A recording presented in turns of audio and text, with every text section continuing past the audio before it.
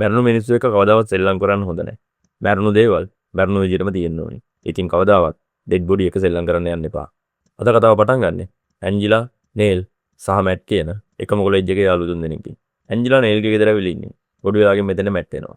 Mat ඇවිල්ලා නේල්ට දොරට තට්ටු කරද්දී ඇන්ජිලා ටිකක් කලබල වෙනවා. නේල් මැට්ව ගේ ඇතුළට ගන්න කැමති නැති වුණා. මැට් නේල්වත් අල්ලු කරගෙන ඇන්ජිලා එක්ක කතා කරන්න ඕනි කියලා ගේ ඇතුළට එනවා. හැබැයි මේ එද්දි ඇන්ජිලා මෙතනින් යන්න ගිහිල්ලා.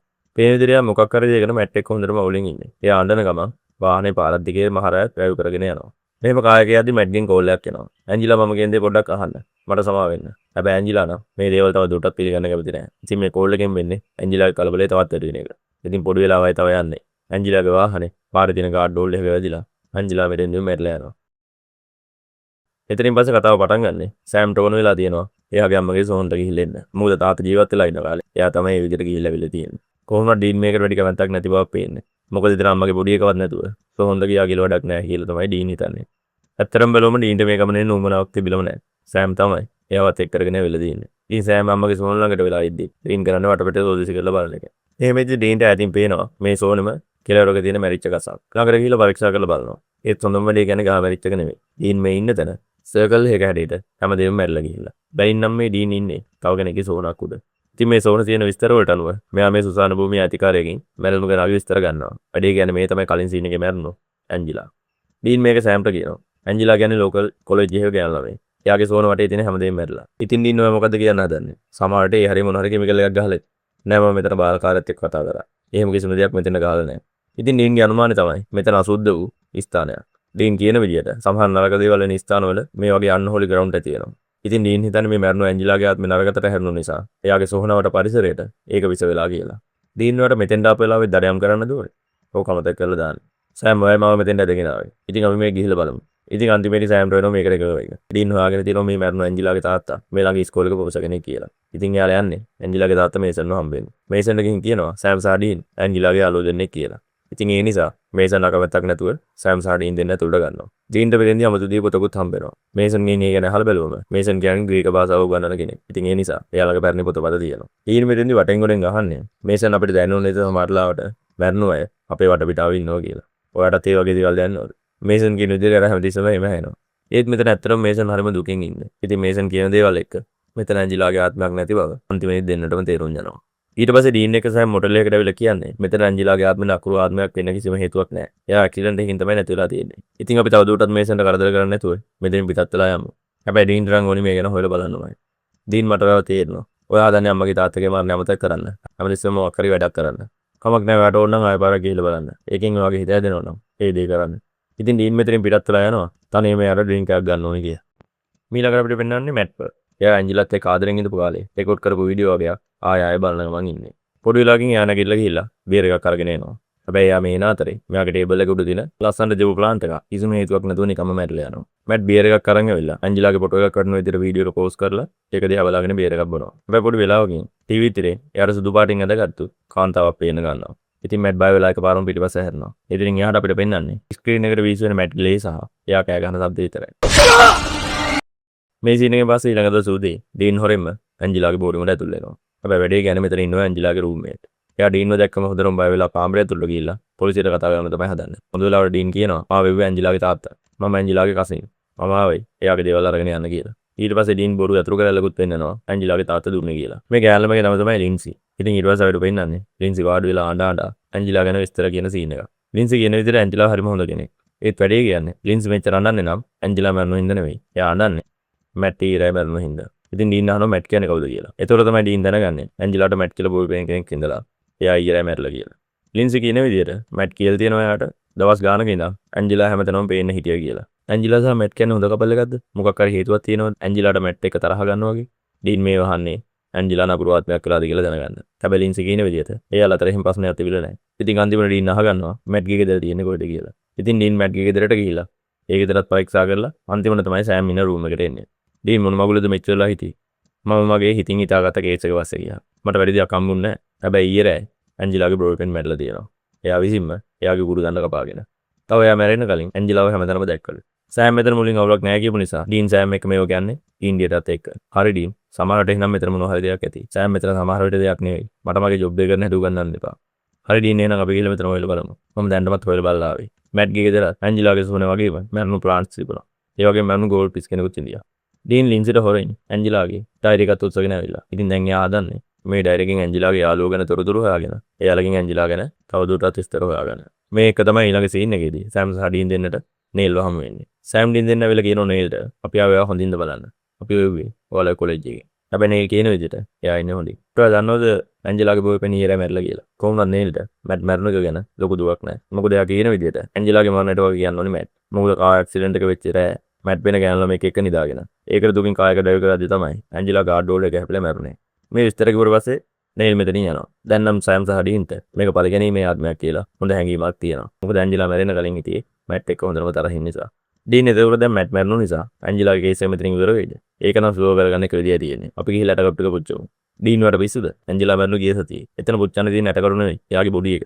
ඩීන්ට නම් පුච්චන්න තියෙන මොකක් වුණත් ගානක් නැහැ. එයාට උන ගිහිල්ලා මේ වැඩේ කරන්න. ඉතින් ඊළඟ සීන් එකේ මහරෑ දෙන්නත් එක ඇන්ජලිගේ සෝන හරනවා. ටික වෙලාවක් යද්දි මෙයාලට ඇන්ජිලාගේ මිනි පෙට්ටිය හමු වෙනවා.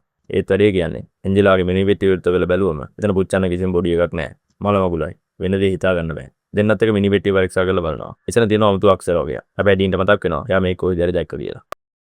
මේ අතර අපිට පෙන්නනෝ නේද? එයා එයාගේ ගෙදර බිම්මහලට තමයි යන්නේ. මේකන් හරිම භයානකයි. මොකද මැරුණු ඇන්ජිලා තුදෙන් ඇඳගෙන නේල්ගේ බිම්මහලේ තමයි ජීවත් වෙන්නේ. මේක හරිම අපිරිය දෙයක් වුණා. නේල් සහ මැරුණු ඇන්ජිලා මෙතන ආදරෙන් ඉන්නව කියලා තමයි පෙන්නන්නේ. ඊළඟ සීන් එකේ ඩීන්ට හොඳටම තරහා ගිහිල්ලා ඩීන් කෙලින්ම යන්නේ මේසන් හොයාගෙන. ඩීන් මිනි පෙට්ටියේ තිබුණ අකුරු ටික ලියාගෙන ආවිලා කොලේට. ඒක මේසන්ට දීලා මේ මොනවද කියලා අහනවා. මේ පුරාණ ග්‍රීක අක්ෂර වගේ. අපි එන කලින් ලයිබ්‍රරියට ගිහිල්ලා ආවේ. ඔය දේවල් භාවිතා කරන්නේ මැටිච්ච මිනිස්සු එක කතා කරන්න. එහෙම නැත්නම් මැරුණු මිනිස්සු සොම්බි විදියට ආයේ පණ පිටින් ගියන්නේ. ඉතින් ඩීන් මේක මේසන්ට චෝදනා කරනවා. මැරුණු විදියටම ඉන්න ඕනේ. ඔයාගේ දුව ආයේ මරණයෙන් ගෙන්නුවට තවදුරටත් එයා ඔයාගේ දුව නෙවෙයි. ඒව හරිම කලහකාරී. ඒ වගේම හරිම නපුරුයි. කොහෙද ඒක ඉන්නේ? මේ දේවල් එක්ක මේසන් හොඳටම තරහා ගිහිලා එයා හදන පොලිසියට කතා කරන්නේ. සෑම් දකිනවා මේසන්ගේ ගෙදර තියෙන පැලවලට කිසිම හානියක් වෙලා නැහැ කියලා. ඩීන් බලන්න මේ පැලවලට කිසිම දෙයක් වෙලා නැහැ. ඕක නවත්තන්න. අපි මෙතනින් යමු. ඉතින් සෑම් මේසන්ගෙන් සමාව අරගෙන ඩීන්වත් එක්කගෙන මෙතනින් යන්න යනවා. ඩීන් උඹට මොකද වෙලා තියෙන්නේ? අර මිනිස්සයා අහිංසක මිනිස්සේ. එයාගේ මේකට කිසිම සම්බන්ධයක් නැහැ. ඩීන් මටත් ඔයාට වගේම තාත්තා නැති වුණා. අම්මා නැති වුණා. ඒ වගේම මට ජෙසිකත් නැති වුණා. මට ඔයාවත් නැති කරගන්න බෑ. සෑම් මට ඔයාගේ ඒවා තේරෙනවා. හරි උඹ ටිකක් තරහ ගත්ත වැඩි. මට සමාව වෙන්න ඒකට. හැබැයි මෙතන සොම්බියෙක් ඉන්නව අපි නවත්තන්න ඕනේ. ඉතින් අපි මේක මරන්න දියක් හොයාගන්න ඕනේ. මේ අතර අපිට පෙන්නන්නේ නේල් සහ ඇන්ජලා. කොහොමද නේල් මෙතෙන්දී අහනවා ඔයා මැට් මැරුවද කියලා. කොහොමද ඇන්ජලා මැට් මැරුව කියලා පිළිගන්නේ නැහැ. ඊළඟ සීන් එකේ සෑම් ඩීන් දෙන්න ආයේ මොටල් එකට ඇවිල්ලා සොම්බියෙක් මරන්න පුළුවන් දේවල් ගැන එක එක දේවල් හොයලා බලනවා. වැඩේ කියන්නේ සොම්බියෙක් මරන විදිය ගැන. කටකතා 100ක් විතර තියෙනවා. ඉතින් සෑම්ට හිතා ගන්න බෑ මොනක මේටද මේකව මැරෙන්නේ කියලා. ගොඩක් කටකතාවල් ලියවිලා තියෙනවා සිල්වා ගැන. ඉතින් අන්තිමට දෙන්නත් ඒක කරන්න හදන්නේ. සිල්වා උණ්ඩ වලින් වෙඩි දිලා බලන එක. හැබැයි දැන් මෙයාලට ඇන්ජලා හොයාගන්න ඕනේ. ඩීන්ට ඒක ගැන අයිඩියා එකක් තියෙනවා. ඩීන් කියනවා මේ මේසන් නෙමෙයි නම් ඒ නේල් වෙන්න ඕනේ. මොකද මේ ඩයරි එකේ හැටියට ඇන්ජලාගේ හැම දුකක්ම කියලා තියෙන්නේ නේල් එක. ඉතින් අන්තිමට මහරයා හොරෙන්ම සෑම් සහ ඩීන් මැට්ගේ ගෙදරට ඇතුල් වෙනවා. දෙන්නත් එක්ක යනවා බේස්මන්ට් එකට. හැබැයි වැඩේ කියන්නේ ඒ වෙනකොට මෙතන නේල්වත් ඇන්ජලාවත් නැහැ. එතකොට තමයි ඩීන්ට මතක් වෙන්නේ මැට් ගෑනලා මේක එක්ක වංචා කරපු නිසා ඇන්ජලා යාව මැරුවා කියලා. ඒකම ඩීන්ට මතක් වෙනවා මැට් මැරුණ එකට ලින්සි අඬා හිටපු හැටි. ඉතින් ඩීන් තේරුම් ගන්නවා මැට් නිදාගත්ත එක එල්ල තමයි ලින්සි කියලා. ඉතින් දෙන්නත් එක්ක ලින්සි හොයාගෙන තමයි යන්න හදන්නේ. සෑම් සහ ඩීන් දෙන්න එන අතරතුර අපිට පෙන්නන්නේ ලින්සි ගෙදර තනියම ඉද්දි එයා ළඟ මේ සොම්බි ඇන්ජලා එනවා. පේන විදිහට ඇන්ජලාට ඕනේ ලින්සිව මරලා දාන්න. ඉතින් එයා කතුරක් අරගෙන ලින්සි පස්සේ බඳනවා. කොහොමද ලින්සි ඇන්ජලාට පයින් පහරක් ගහනවා. ඒක එයාගේ අතේ දිමු කතුර එයාගේම පපුව යනවා. ඒත් මේක සොම්බියෙක් හින්දා මේ දේවල් වලින් මරන්න බෑ. ඉතින් අන්තිමට ලින්සි වල්ලගෙන කතුරෙන් එල්ල එයාව මරන්න තමයි හදන්නේ. හොඳ වෙලාවට මෙතෙන්ට සෑම් සහ ඩීන් එනවා. ඩීන් සිල්වර් බුලට් වලින් වෙඩි කියලා බලනවා. වැඩේ හරියන පාටක් නැහැ. ඇන්ජලා මෙතනින් පැනලා යනවා. ඩීන් ඇන්ජලාගේ පස්සේ එලෙව්වා. එයාට ඇන්ජලාව අල්ලගෙන බැරි වෙලා තියෙනවා. මොකද මේ සොම්බියෝ හරිම වේගවත්. කොහොමද ලින්සිගේ ජීවිතේ නම් මේ දෙන්නට බේර ගන්න පුළුවන් වෙනවා. ඉතින් මෙතනින් පිටත් වෙලා යද්දී සිල්වර් බුලට් වට කරපු නැති හින්දා අයවන් එක මරන්න ඉතින් තමයි මරන්නේ. තාත්තගේ ජර්නල් එකේ තියෙනවා සොම්බියෙක්ව එයාගේ මරණු සෝන්ඩම ගෙනල්ලා එයාගේ පෙට්ටියේ තියලා සිල්වර් වලින් යනවා. අයවන්නේ සොම්බියෝ මරන්න පුළුවන් කියලා. හැබැයි සොම්බියෝ එයාගේ සෝන් ළඟට කියන එක එච්චර ලේසි දෙයක් නෙවෙයි. ඉතින් ඊළඟට යන්නේ නේල් ඔයාගේ. නේල් අපි දන්නවා ඔයා කරපු දේ. මොනවද දියම් මරනවද? ඒක මරන විදිහටම තියෙන්න ඕනේ. ඇන්ජලා මැට්ම මරුවා. එයා ලින්ස්වර් මරන්න ගියා. හැබැයි නේ මේ කියන දේවල් දන්නේ නැහැ කියලා කියනවා. ඉතින් මේක තරහ යන ඩීන් නේල් වල්ලාගෙන හොඳටම දේවල් අනින්න තමයි හදන්නේ. ඩීන් අහනවා කොහෙද ඉන්නේ කියලා. නේල් කියන්නේ එයා ඉන්නේ මගේ ගෙදර කියලා. හැබැයි මෙතන තියෙන මැරිච්ච පැල නිසා ඩීන් තේරුම් ගන්නවා මේ කියන්නේ බොරු. ඇන්ජලා මේ ළඟම ඉන්නවා කියලා. ඉතින් ඩීන්ට මේ එක්කෙන අයිඩියා එකක් ඉඳලා එයා මෙතන බොරුවට හයියෙන් දෙයක් කියනවා. නේල් ඔයා අපිත් එක්ක එන්න ඕනේ. අපි යන්නේ ආය ඇන්ජලාගේ සෝන්ට. අපි ගිහිල්ලා එතන තව ගුරුකමක් කරනවා. ඒකෙන් පැය කිහිපයකින් ඇන්ජලා ආයමත් මැරෙයිද? කොහොමද නේල් එකඟ වෙන්නේ නැහැ. ඩීන් එක්ක යන්න. ඩීන් මෙතන යන්න කලින් නේල්ට රහසින් දෙයක් කියනවා. නේල් මේ අහන්න. දැන් මෙතන අවුලක් නැහැ. හදිසි වෙන්න එපා. සහායක දරා ගස්සන්න එපා. මෙහෙම කියලා ඩීන් සෑම අතරම මෙතනින් පිටත් වෙලා යනවා. සෑම් බීන් දෙන්න මෙතනින් ගියාට පස්සේ නේල් කාමරේ හැංගිලා එඩපු ඇන්ජලාව එළියට ගන්නවා. ඩීන් කියපු බොරුව ඇන්ජලාටත් ඇහුණු නිසා එයා කියනවා මව සුසාන භූමියට අරගෙන යන්න. අපි ගිහිල්ලා යාළුව නවත්තමු කියලා. නේල්ට තේරෙනවා මෙයා මේ නවත්තමු කියන්නේ ගිහිල්ලා සෑම් සහ ඩීන් දෙන්නව මරමු කියන එක කියලා. නේල්ට තේරුම් යනවා එන්න එන්න මේක භයානක වෙනවා කියලා. ඉතින් එයා පොඩ්ඩක් බය වෙලා කලබල වෙනවා. හරි මම ගිහිල්ලා කාර් එක අරන් එන්නම්. එතකන් ඔයා මෙතෙන්ම වෙලා ඉන්න. එහෙම කියලා නේල් යනවා කාර් එක ළඟට. හැබැයි මෙයා ඉන්න හොඳටම බය වෙලා නිසා මෙයා අතින් යතුරු කැරල්ල බිමට වැටෙනවා. යතුරු කැරල්ල ඇහිඳගෙන නැගින්නකොටම ඇන්ජලා එයාගේ ළඟටම ඇවිල්ලා. නේල් ඇයිවා කලබල වෙලා. ඔයා හැදුවේ මව දාලා යන්නද? ඉතින් මේක තරහින් එන්නේ ඇන්ජලා නේල්ගේ බෙල්ල කඩලා දානවා. මේ අතර සෑම් සහ ඩීන් දෙන්න ඉන්නේ සුසාන භූමියේ. යාළුවට වැඩි හරියයි කියලා. තාම සුව එකක් නැහැ. හැබැයි පොඩි වෙලාවකින් සුසාන භූමියේ පොඩි සද්ද ඇහෙන නිසා දෙන්නම තේරුම් ගන්නවා වැඩි හරිය ගිහිල්ලා කියලා. ඉතින් දෙන්නත් එක සුසාන භූමිය පරීක්ෂා කරලා බලනවා. කොහොම හරි සෑම්ට තමයි ඇන්ජලාව හමු වෙන්නේ. සෑම් තුවක්කුව දික් කරගෙන ඉන්න නිසා ඇන්ජලා බය වෙලා ඉන්නේ. මම ඉල්ලුවේ නෑ මාව නැවත ගේන්න කියලා. මම තාමත් මිනිස්සෙක්. කරුණාකරලා මාව මරන්න එපා. කොහොමද සෑම් ඇන්ජලාගේ ඔලුවටම වෙඩි තියනවා. හැබැයි ඉතින් වැඩක් වෙන්නේ නැහැ. මේක ඇන්ජලාට හොඳටම තරහා යනවා. තරහා ගිහ ඇන්ජලා සෑම් පස්සේ එලවගෙන යනවා. සෑම්ටත් දුවන වැරෙන්න වෙන කරන්න දෙයක් නැහැ. කොහොම හරි දැන් සෑම්ට ඕනි එයාගේ පස්සෙන් ඇන්ජලාව තමන්ගේ මිනිවල ළඟට ගෙන්න ගන්න එක. ඒත් ඇන්ජලා වේගවත්. ඉතින් සෑම් බිම දාලා නීල්ගේ බෙල්ල කැඩුවා වගේ සෑම්ගේත් බෙල්ල කඩන්න හදන්නේ. හොඳ වෙලාවට ඩීන් ඇවිල්ලා ඇන්ජලාට එක පිට එක වෙඩි තියන්න ගන්නවා. ඉතින් මේ තියෙන වෙඩි බහරවල් එක්ක ඇන්ජලා ගිහිල්ලා එයාගේ මිනි වලට වැටෙනවා. ඉතින් තවදුරටත් බලාගෙන ඉන්න වෙලාවක් නැහැ. ඩීන් සිල්ව හෙල්ලයක් අරගෙන එකපාරට දුවර ගිහිල්ලා ඇන්ජලාගේ මිනි වලට පනිනවා. අන්තිමට ඇන්ජලාව මේ හෙල්ලේ භාවිතා කරලා තමන්ගේ මිනි පෙක්කෙට තියලා හිර කරලා දානවා. ඉතින් මේ දේ අන්තිමට අපිට පෙන්වන විදියට ඇන්ජලාගේ ඩෙඩ් බොඩි එකක් බවට පත් වෙනවා. ඉතින් ඊළඟ සීන් එක අපිට පෙන්වන්නේ දෙන්නත් එක්කම ඇන්ජලාගේ වලාය වහනවා.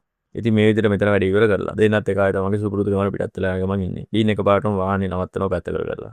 ඩීන් මොකද උනේ? ඇයි වාහනේ නැත්තේ? මට සමා වෙන සෑම්. තාත්තා මරණක මගේ වරදක්. හොස්පිටල් එකේදී මම මැරෙන්න හිටියේ. හැබැයි එකපාරටම මට සනීපුණා. ඊට පස්සේ පොඩි වෙලාවකින් තාත්තා මැරුණා. ඉතින් මම ලොකු බුද්ධිමතෙක් නොවුනත් මට තේරුම් ගන්න පුළුවන්. තාත්තා මැරෙන්න මාව බේර ගන්න ගිහිල්ලා.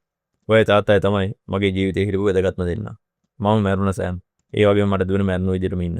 පේන විදිහට මෙච්චර කල් දින් හිතේ හංගන් ඉඳපු ලොකු දුකක් තමයි මේ විදිහට සෑම් එක කිව්වේ. ඉතින් අද කතාව මෙතනින් ඉවර වෙනවා. ගිහින් එන්න. සුබ දවසක් ඔයාලට.